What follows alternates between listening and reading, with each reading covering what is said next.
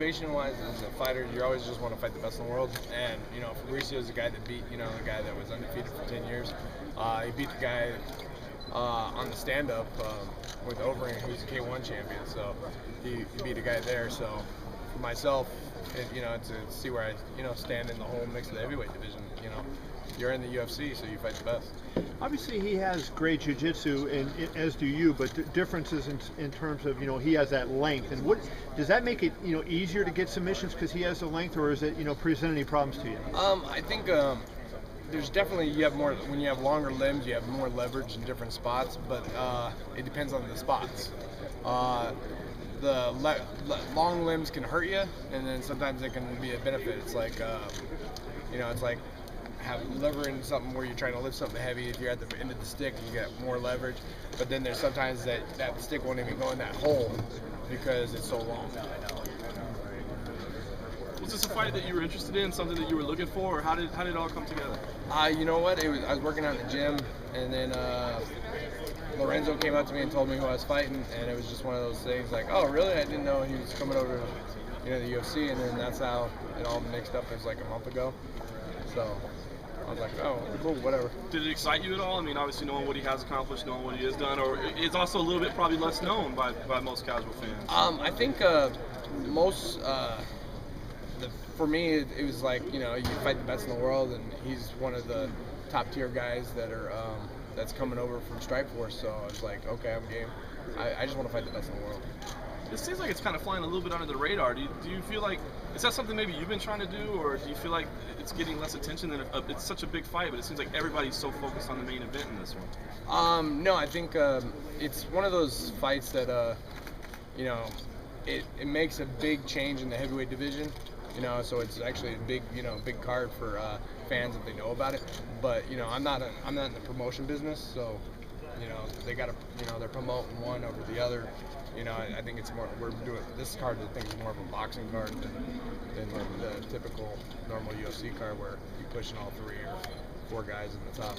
Is that frustrating at all, or do you just understand business? I mean, I'm not in the promotion business. If I was, I'd be making a lot more money.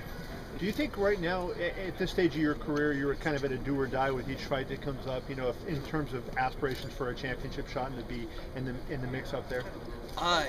Every fight's, I guess you would consider do or die, but, like, as an athlete, you have some off days, you have good days.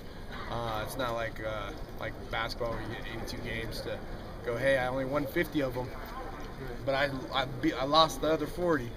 Or football. It's like, I mean, that's the beauty of like having a tournament format every year. That's one thing about the Grand Prix is like you can have the crappiest year, and then the very next year you become the champion. Now, as far as Werdum, he is an Abu Dhabi champion. How do you see your grappling matching up with his? You know what? I've been to Abu Dhabi. I've seen the best. I've beat Abu Dhabi champions, so it's not like, oh my gosh, it's Abu Dhabi, so I know where I stand in the mix. If I can beat a 3-time Abu Dhabi champion, I think beating a 1-time Abu Dhabi champion is not that different than beating a 3. How would you compare his jiu-jitsu to Frank Mir's? Mir's more known because I guess breaking bones and everything, but you fought Frank and you've seen Fabricio. How do they compare?